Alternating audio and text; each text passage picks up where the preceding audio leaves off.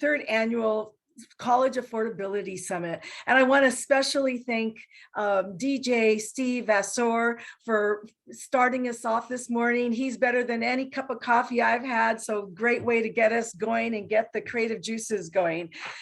So this is really an important event for us. It's a little different than some of the events we've had in the past. We are going to be focusing on the new California FAFSA and California DREAM Act requirement, which is going into effect this fall. So you're going to get a lot of information that will help you implement and figure out how to engage the community and the whole school campus to participate in this effort. But first, I want to thank our co-conveners of this summit, EdTrust West and Riverside County Office of Education. They have been incredible partners. And we also want to recognize all the participants from across the state who are joining us today. So as I mentioned, this year's summit is going to focus on the newly enacted bill AB469 by Assemblymember Reyes. This new requirement requires all local education agencies, meaning school districts, schools, county office of ed, charter schools, to require and verify that high school seniors complete their FAFSA, the California DREAM Act, unless they opt out of this requirement. So this is a new responsibility, and we know that it's going to take a lot of thought and work to implement it, but it couldn't be more important. California is one of a handful of states to adopt this requirement. This is a huge step for us. States that have taken similar steps in the past have shown dramatic increases in their FAFSA completion. According to the National Attainment College Network, students who complete the FAFSA are 85% more likely to immediately enroll in college. If they come from a really low income background, they're 127% more likely to immediately enroll in college. And it makes sense. It makes sense because you submit your FAFSA and within 74 hours, you hear from the federal government letting you know if you're eligible for financial aid. And for low-income students, that's exactly the message they need to empower them to take that step to say, yes, this is real. There is money for college and I can do this. So we understand that this is a new responsibility that's been placed on your already full plate, but it will take a village and we are here to help. And we want you to know you're going to hear of a variety of resources today and partners who are already taking steps to prepare for this fall implementation. So you are part of a community and we're going to be by your side every step of the way, because your success is the students of California's success. And the students of California's success is the state of California's success. So we really are all in this together and we are invested together. So sit back, grab a cup of coffee, snack on your choice, but enjoy the many workshops. And we hope you have a wonderful day. Now, I have the distinct opportunity to introduce our next guest. This is Assembly Member Eloise Gomez Reyes. She has been our Assembly Member in the Inland Empire since 2016. She is an incredible leader who has distinguished herself as an influential education champion. She is one of the leading champions of California's new FAFSA and California DREAM Act application requirement. Without her leadership and stewardship in authoring AB 469, this new law would likely not be in effect today. And she holds numerous leadership positions within the Assembly. Currently, she is the majority leader of the California State Assembly, being the first Latina and only the fourth woman to hold this position. Assembly Member Reyes Gomez is the proud daughter of immigrants. She's been a champion for her community throughout her career, and she understands fundamentally how education changes lives and breaks cycles of poverty. So we could not have a more devoted and committed leader as Assembly Member, Majority Leader Eloise Reyes Gomez. Thank you for being with us today, Assembly Member, and I'll turn it over to you now. Thank you so much, Marlene. Oh my goodness, it's great to be here, and I'm proud to have been the author. I do want to welcome everyone. I love that you've invited me to the 3rd annual California College Affordability Summit. I want to thank the California Student Aid Commission, Ed Trust West, the Riverside County Office of Education, and all the rest of you who've worked so hard to organize this event, and for your partnership with me over the years as we fought to expand access to financial aid. Marlene, I most especially want to thank you. I want to thank Catalina Cifuentes for all that you have done today and with regard to the bill. And a special shout out, if I may, to not only to Catalina, but to Manny Rodriguez and Denise Castro and the Ed Trust West, Jake Brimner, and our partners at CSAC, all of you for your support with AB 469 and our financial aid bills over the years. That was just one of the bills that the most important one, because it now is requiring a whole lot more. But to all of you who are joining us, I want to thank you. I want to thank our educators, our school counselors, our college financial aid administrators, our student advocates, our policy leaders. I want to thank all of you who are here with us today for your tireless efforts to support our students, because in the end, it doesn't matter what laws we pass, they have to be implemented, and it's going to be through your efforts. I want to thank all of you for the years of effort, such great effort, and the fierce advocacy that you all have shared with me as we've gone through this process, because we were finally able to pass the FAFSA and the California Dream Act completion policy last year through AB 469. And we're also able to get the very same information into the governor's budget.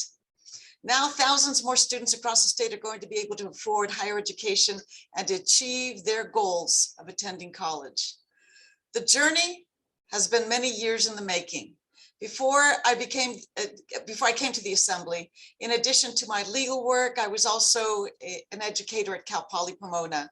And there I saw firsthand the power of financial aid in opening doors to opportunity for our students. When I came to the legislature, I made it a priority of mine to expand access to financial aid for all students, regardless of income or immigration status. Now, in 2018, Governor Brown did sign my bill, AB 2015, which made sure all high schools provided information to our students about completing financial aid applications. That's as far as we could go that year. But our advocacy didn't stop there. We were committed to making sure and taking the steps to further ensure our students completed all of their financial aid forms. And this effort became especially critical during COVID. We saw exactly what was happening. During this time, the inequities of our students, their students faced when applying to college and completing financial aid forms only worsened. In 2021, we saw a decrease in the number of FAFSA applications, 11% for FAFSA, 45% for California Dream Act applications. And unfortunately, as you would imagine, the largest impact was felt by our low-income students and our students of color. I think that's why AB 469 is even more important, because as Marlene mentioned, now our schools are going to be required to make sure all of our high school students submit their FAFSA or California Dream Act application. The doors will be open for them with financial aid. And thanks to our governor and the tireless efforts of so many of you who are on this call, this summit, we were able to achieve that goal. Now, Marlene talked about the statistics, and we hear the statistics are clear, whether it's 65%, 85%, whatever the number is, we know that if a student fills out that financial aid application, they're more likely to go to college. And for our students with the greatest need, the likelihood of them going to college is even greater, as Marlene mentioned. Now, these applications are so important, especially for our first generation, our low income, and our AB 540 students. So much is going to happen. This bill, as we all know, was a long time in the making, but we still have a whole lot more work to do. thousands of students, I do mean thousands of students across the state, are going to receive financial aid that would not have received it otherwise. The statistics that we have heard are that Californians have left $500 million on the table because our students don't apply for financial aid. That's not going to happen anymore. I know that what's most important now is the implementation. And I do want to thank our school leaders, our CSAC, for leading on the implementation process. This is extremely important work, and it can't happen unless all of us are together. We know for sure one thing: lots of our students are going to apply, and we will never leave $500 million on the table again. I want to let you know that I will continue to work with you. Whatever it is that my office can do, we are here to serve you. So I look forward to hearing more from you about what work needs to be done, and most importantly, how we're going to implement this and how all of you can do it, and what work and what help you need from us. Thank you so very much for the invitation to be here with you today.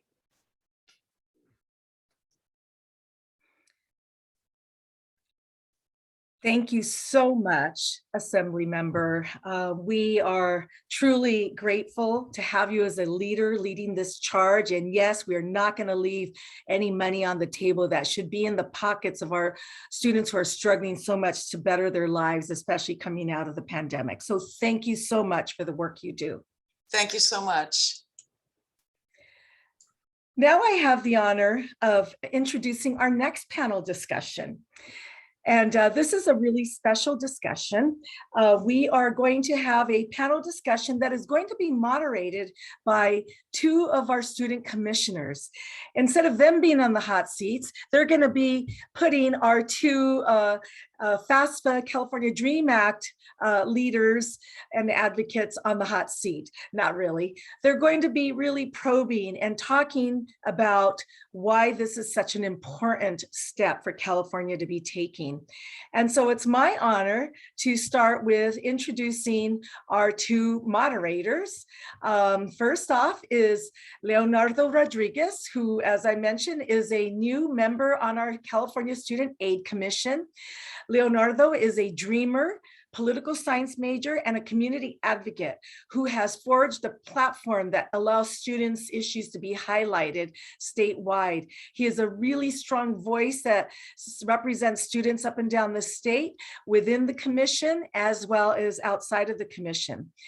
Commissioner Rodriguez is also a leader at his local campus. He's a student trustee at Mendocino College, where he was later elected by his fellow trustees to serve as a member on the California Community College Trustees Board.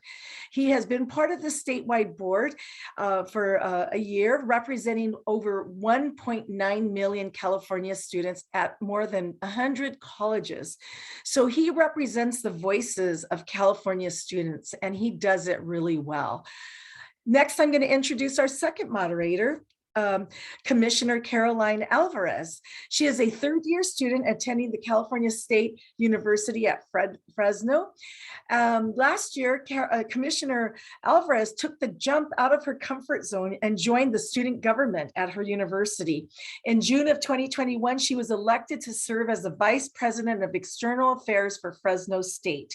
In her role, she has communicated constantly with other institutions of the California State University system. And she's learned so much about the many issues facing CSU students and has become an incredible advocate representing those many different issues and the many different voices of students.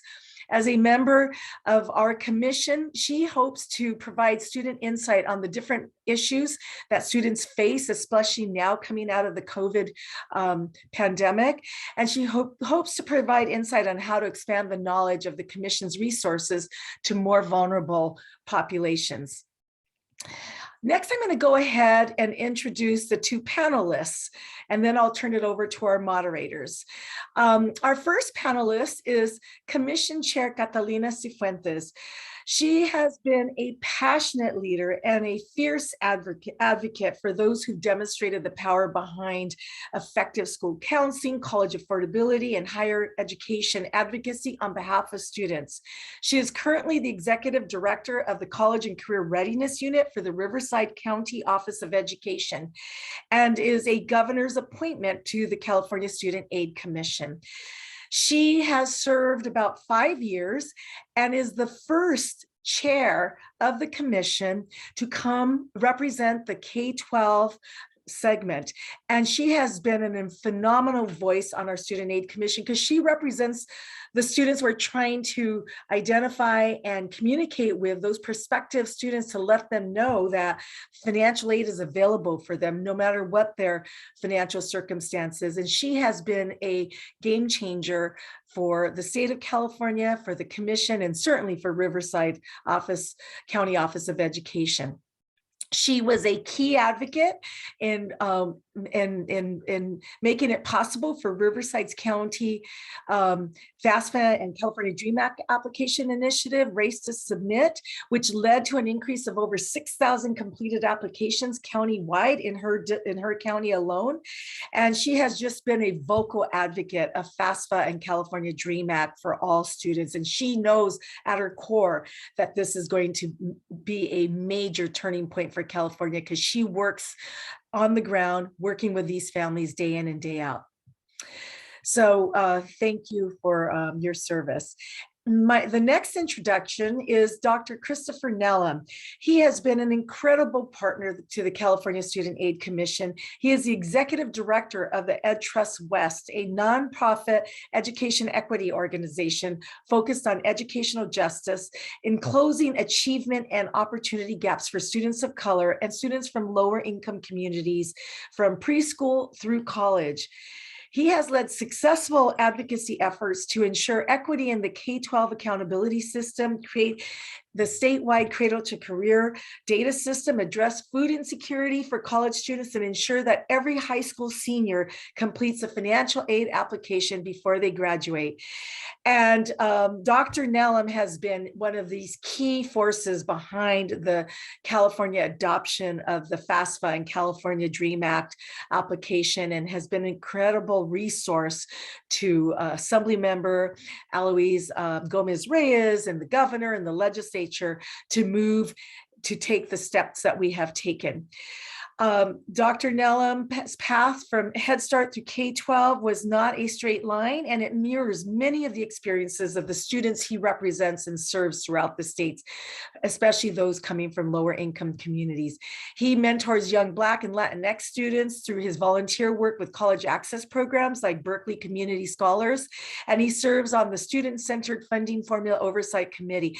He has a whole list of things that he's involved with, and so we're so grateful to have Dr. Nellum and Commissioner Cifuentes on our panel today. And I'd like to now take this opportunity to turn it over to our two student commissioners, Commissioner Alvarez and Commissioner Rodriguez, who will take it from here. Thank you so much, Executive Director Garcia. I'm so happy to be here. Good morning, everyone. And so my name is Leonardo Rodriguez, Commissioner on CSAC, and I'm here with.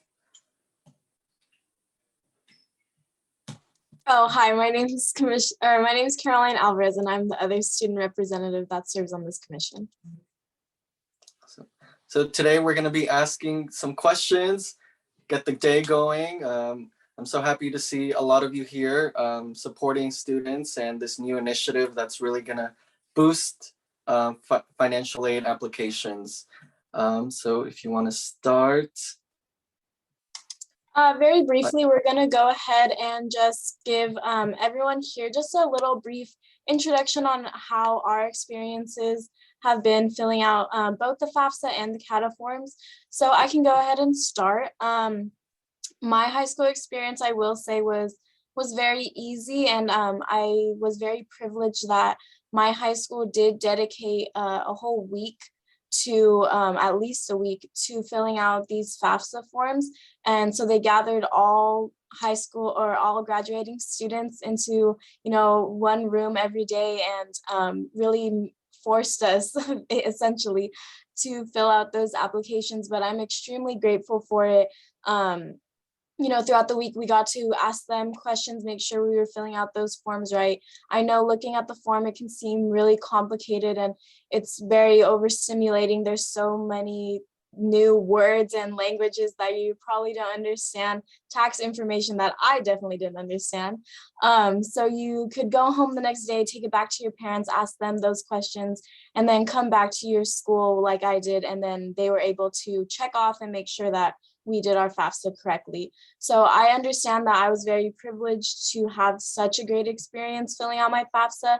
And I will say that it definitely paved a great road for me in the future, filling it out as I was in college and, even today. So, but I understand that not a lot of students have that experience. There are some high schools or some school districts that maybe don't push for it as hard as mine did. So that's why, CSAC is so important in providing these resources for you students, for college students as well, to just have a smoother way of filling out these applications. Leo? Yeah, thank you. So in 2019, I had my first experience with the CADA application, the California Dream Act application. We're starting acronyms. And while the application itself was very simple and I didn't have much trouble filling it out, it was more like the setup into that application process that was a lot more difficult. Every time my school and college access partners had financial aid or promoted financial aid, it was always promoted as FAFSA night and FAFSA workshops. So it was very emphasized that it was FAFSA. So I was always kind of confused, like as an undocumented student, wait, do I fill out FAFSA or do I only have to fill out the California Dream Act application? So I'm glad we're here to show how important it is to have access to students to apply for financial aid, regardless of whether it's FAFSA or the California Dream Act application. So yeah, I'm happy to be here and let's just get started. Yeah, before we get into the questions, I just really quickly want to shout out Fresno Unified School District. That's where I went to, or that was my district when I was in high school, and I think they do a great job of preparing their high school seniors. So from the Central Valley, I got you. Okay, so the first question that we have will be for Dr. Nella, and that would be, why is AB469 important? Thank you. Good morning. I hope my mic is working. It's exciting to be here with everyone. And thank you, Marlene, for that introduction. I'm excited to be here with the commissioners and Catalina and all of you. Again, my name's Chris Nellum. I serve as the executive director of Trust West. We have lots of thoughts about why this bill and really this responsibility for our state is really important. One of the things that makes me really excited about this morning is that I think, or I have a hunch that there are so many of us here who believe in this idea and bringing this idea to life. That idea for us at Trust West is that, if you believe one purpose of public high schools is to prepare young people to go to college, not the only purpose, but one purpose. And we can't say that we're doing that as a state if we don't prepare young people to understand the cost of going to college. And unfortunately, that still involves, at least for right now, a form to get that done. So we're really excited to be with folks who understand that that is an important responsibility and opportunity. So I'm not going to throw a bunch of data or numbers at you before 10 a.m., but I do have 5 reasons why this is really important. And you can trust me that there is data that supports each of these. The first is that we know that there are plenty of low-income students experiencing poverty, who just don't apply for financial aid because they don't believe they're eligible. That is one reason this bill is important. The second is that we know, sort of relatedly, that there are many young people in our state, in particular young people of color in our state, who don't apply to four-year colleges because they don't think that there is aid available to them. And sure, they can go to one of our phenomenal community colleges, but we also want folks to understand they have options. So that's a second reason. The third, and so I think you put those two things together, and that means that there's at least one student in our state who isn't applying for aid or applying to go to college because they just don't believe that there are resources available to them. And for us, that's one student too many. So those are two reasons. I think there are a third and a fourth, and then I have a story for the fifth. The third is that we did a report a few years ago, and I'll get it in the chat in a few seconds, that showed that there are high schools in our state with high numbers of students of color, so Black, Latino, Native, Asian American students, and also really high percentages of students experiencing poverty with really low financial aid application completion rate. So that tells us something. We think that there are young people in those schools that could have aid available to them to go to college. The fourth reason is just, I'm a numbers guy. All of us pay taxes in some way, but as the Assemblywoman shared earlier, there's $500 million that Californians are sending away to the federal government, to Washington, D.C., that belongs back in California. I think that money should be with our students and in our colleges, and making sure that Californians get our money back that we send away every year. So those are four reasons. The fifth is a personal one, and I'll be quick, but as I think Marlene shared a few seconds ago, financial aid can change folks' lives. It changed my life. I was being a knucklehead in high school in the hallway.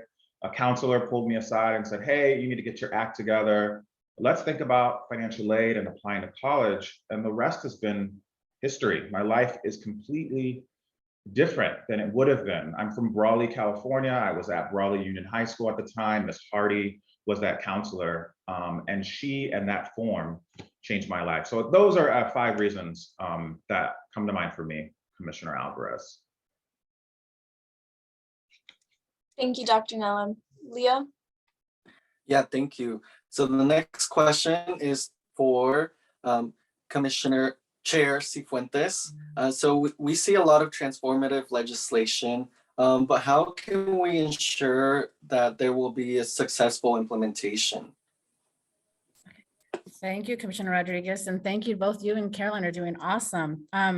Good morning, everyone. So excited to see you. I hope we have the same energy the next 2 days that I saw during DJ Steve Esser. So please, awesome this morning, and we're excited that you enjoyed him. I do want to say also, before answering that question, thank you to Assemblymember Majority Leader Gomez Reyes, as well as her team, Shannon Flores, for their amazing work for this bill and why this bill is so important. And you're right, Commissioner Rodriguez, the implementation is key. And that's why we're here today. We can have a bill. We all know, especially if you're, in K-12, there's a lot of laws, right? But how we approach this with the excitement we just had this morning, listening to music, and how we approach this as with a positive mindset than a deficit, right? How we talk to students and families and saying, not that you have to do this because it's a bill and it's a requirement and I have to help you, but going back to what Dr. Nellum said, you should do your FAFSA because you don't know what you're eligible for. You never know. Let's have a plan. Let's have a backup plan. The next 2 days, our first session, there's 8 sessions available in a little bit. All of it's going to give you ideas on how to do this. You do not have to reinvent the wheel. We have tons of school districts. You heard from Caroline, Fresno Unified, they're in the house, and our Central Valley leaders. A lot of the Central Valley school districts from Fresno Unified, high schools, they're top in the state, and they've been the highest in the state. And they have the barriers, they have the low income students, they have students that families maybe are undocumented, et cetera, but yet they still bring it strong every single year for their students because they have systems in place, right? So then you think of your experience, Commissioner Rodriguez, and yours was a little bit different, where you had some help, but you kind of didn't feel like you had the support of as a Dreamer student. And that's what this bill is about. It's about equity, right? Equity for all students. So the implementation today is key. All the sessions are being recorded, all those pieces, so you can share and get best practices and not reinvent the wheel. But this is exciting work. I too share the same story as Dr. Nellum, being first in my family to go to college and not understanding the process, right? And if it wasn't for a college access program, I wouldn't be here today. And so those are those pieces is we're tired of doing it by zip code. This legislation is no more access by zip code or where you live or what high school you go to. We want every student to do what Carolyn. When I asked her and I said, tell me about your experience when you did your FAFSA, she goes, oh, I was lucky. I had tons of help. They made sure I did it. And here she is today, right? Commissioner appointed. I mean, it's amazing, the power. So we have to keep that same energy of supporting our students. And yes, there's a session to talk about, there is an opt-out process. That will happen. You will get a family that says, I'm opting out. And that's okay because you inform them. You allowed them to make the decision for themselves instead of making it for them. So what we're really gonna have to do this next 2 days is start asking questions. What's our plan for next year? Or do we have a plan? How are we gonna embed this application, this conversation within the school day? Especially our students who, and our Title I high schools, students have to work after school, they babysit siblings. We got to do this during the school day. We got to find a way to make the time to do that. So a lot of great ideas are going to come and over the next 2 days on how to implement it. But I would say overall, the why, Commissioner Rodriguez, is what we're here, what we need to do. We need to be excited about this. We need to feel empowered about this. We need to be ready to support our students and families. And I would say a lot of our school counselors that are on today, huge shout out. I was a school counselor myself, had a caseload of over 500 students. I know what it's like to have to help over 700 students do a FAFSA application. But what I'll say with this legislation, it's now the law. Everybody has to help. It's not just on you anymore. So you can email your principal right now and say, hey, who's helping us? How are we doing this? Because it can't just be you. All right. Thank you. Thank you for that great answer and emphasizing that we will need to support a lot of our educators and our system partners. Caroline? Yeah, so this next question goes back to Dr. Nellum, and it says, what is the historic significance of this policy change? Thanks, Commissioner Alvarez. I think a couple things come to mind for me. Our state, as Catalina has mentioned, has been working at this for a really long time. CSAC, in so many ways, has led the way. Districts throughout our state have led the way. There have been CalSOAP programs in our state have been working at this for many years. Assemblymember Ting several years ago helped us along this effort around GPA verifications. And so our state's been working at this for a really long time. And I think the historical significance of this moment is now we have a statewide holistic focus on this priority as a state. I think it can help us be more thoughtful about what resources schools and LEAs need. It can help us make sure that counselors have the resources they need. It can also help us think about the ways in which networks and community-based organizations can be involved. Networks like SoCal Can and the Northern California College Promise. And so I think it gives us a platform to be really thoughtful about making sure everyone who can make a difference in young people's lives is aligned, has the resources, and that is at the table. And so that's some historical significance. I think the contemporary significance is the pandemic has impacted our folks, our community's ability to complete these forms in an entirely set of different ways. Probably because of some of the reasons that are pretty obvious to all of us. Folks are really busy. We are experiencing poverty. And so there's both historical and in the moment reasons why this is really important. So we're excited. I think California is the largest state to try and do this. And I know that I will look back in a few years and we will be a model for the country and for our students. So that's what's on our minds here. And the last thing I'll say is I want to make sure to thank my colleagues, Denise Castro and Manny Rodriguez, who lead a lot of this work for us. They are the heart and soul of this work at Ettrust West. So thank you. Thank you for your response, Dr. Nellum. Leo? Yeah, thank you. So Chair Cifuentes, you touched on this a little bit earlier, but how can we best support LEAs? Okay, so how can we best support our LEAs? So one is working together. For example, if you come back, don't forget to come back for the Race to Submit awards at 11 o'clock. Even if your high school is not getting an award, we have 24 schools that will be receiving their award. And rather than just saying thank you, they're going to offer like tips and tricks and some of their best practices with each of their award presentation. So they give up a little bit of their secret. We ask them, just can you share one secret? So we have them coming at 11 o'clock.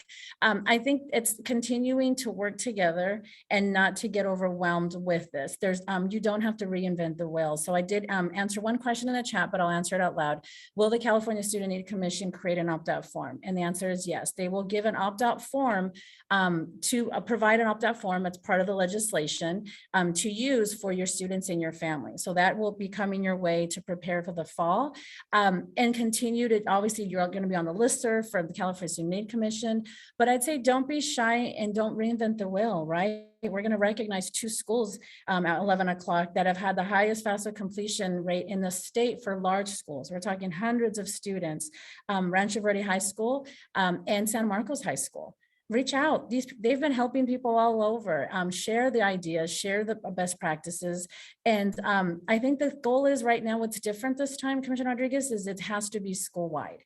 It cannot just be, our school counselors or our college and career center leaders. We have to have a school-wide plan. It's the law that we have to help our students understand and get to the process or submit a opt-out letter. So we want to make sure what's our system. We should be talking about now, how are we going to do this in the fall? So some of our districts, I'm going to throw out a few ideas because that's what you're here for these next 2 days. You want ideas on how to do this. So one idea, some of our districts, there's a session for California Colleges Guidance Initiative. They're doing a session on their tools for financial aid and getting students through the financial aid process. And so one district I know is exploring the idea if a student, all students will go through the platform and do those modules. And if you want to opt out, you have to do the modules because we want to make sure you understand what you're actually opting out of, right? They want to make sure you understand that what you're giving away or what you're not submitting for. Another best practice is, it's school-wide, and you really have to work with ASB. You have to work with your different department leads, your students with disabilities department lead, your English learner coordinator. Start making a list right now. Grab a piece of paper. Who all needs to be at this meeting? Because they all need to understand their role. When one of our districts presents, I think they're presenting tomorrow, Valverde Unified, who was the first district in the state to make FAFSA and California Dream Act a requirement in their school. They're gonna share their best practices. They're gonna give you everything.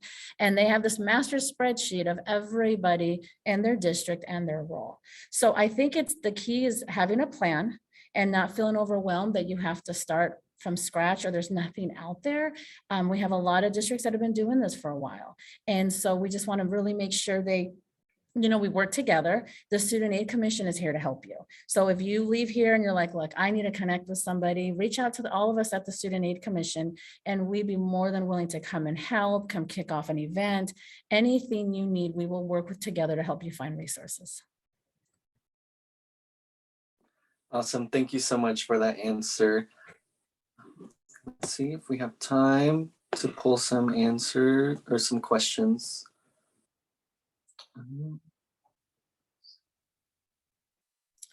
I see a great one from Jamie. Commissioner Rodriguez, if you want to read that one. Yes, so it says, how will CSAC look beyond the predicted increases in FAFSA or California CADA application submissions and delve into the underlying structures and practices of how and why of these trends, both from the student perspectives and high school counselors on what works. And I think any of you two could kind of answer that or chip in. Okay, I can kick off and I'll see if Dr. Nellum wants to answer. I agree with you, Jamie. We need to go after more than just increased numbers, FAFSA, CADA numbers, just submissions. But there's also one thing I think, even when you look at when we really started Race to Submit in Riverside County, so many of our leaders said, and it really needs to be Race to Complete, right? Because did they complete it, not just submit it? And then on next, did they show up to school? So we, the commission has really looked at kind of revamping our and being very intentional, more intentional than ever before around data and accountability and access to data. Number of students claiming their Cal Grant, number of students not just submitting, but showing up and claiming their award money, and what that looks like and what have been some of their barriers. So I think you're going to be excited to see additional data on that follow-up, not just we're the highest in the nation, which that's the goal, right? We have to beat Tennessee and Louisiana, but and we really want to make sure we're not just getting them to submit it, but really all the way through completion and going forward. For example, I'll just give a huge shout out to the Student Aid Commission team. One of the conversations we've been having is, in addition to tuition and fees, which the Cal Grant helps, our students face other barriers like food insecurities. So we're doing a lot of work around CalFresh. So you definitely will see more data coming from the Student Aid Commission around not just that they submitted, but what were the long-term trends. So I don't know, Dr. Nellum, I know you always have tons of ideas because you watch this data closely. Sorry, I was slow to hit the unmute. I certainly can't speak for CSAC, but I do think that some of the things that we have our eyes on here at Trust West are, one of the hopes, of course, is that we don't only want young people to complete the form, as Catalina just said. So we'll be watching college going numbers. We would like to have a better understanding as well of uptake, who is getting, who is actually receiving state aid and federal aid. I think also our team is interested in continuing to talk with schools and districts to hear from them about some of the hangups or things that maybe we can't see from taking a bird's eye view. And so certainly not just about completion. We also want to talk with nonprofits and other community-based organizations to see what they're learning and how they're involved. And so I think there's a lot more to do that isn't just about the numbers. We certainly need to hear from communities, talk with them, and keep an eye on it moving forward. Awesome. Thank you both for that answer.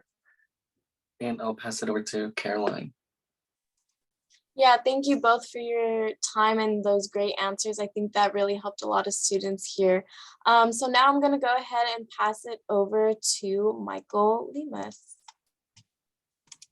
All right, everyone. Well, thank you so much to all the amazing speakers we've had thus far. At this point, we're going to go ahead and transition on over. So as a reminder, please go ahead and use the hashtag California College Affordability so we can go ahead and keep track of your experience here. We're hoping you enjoy the next 2 days. And next up at 10 a.m., we have breakout session number 1. So we hope that you enjoy the rest of your amazing experience here at the summit and enjoy the next 10-minute break before breakout session 1. Thanks, everyone.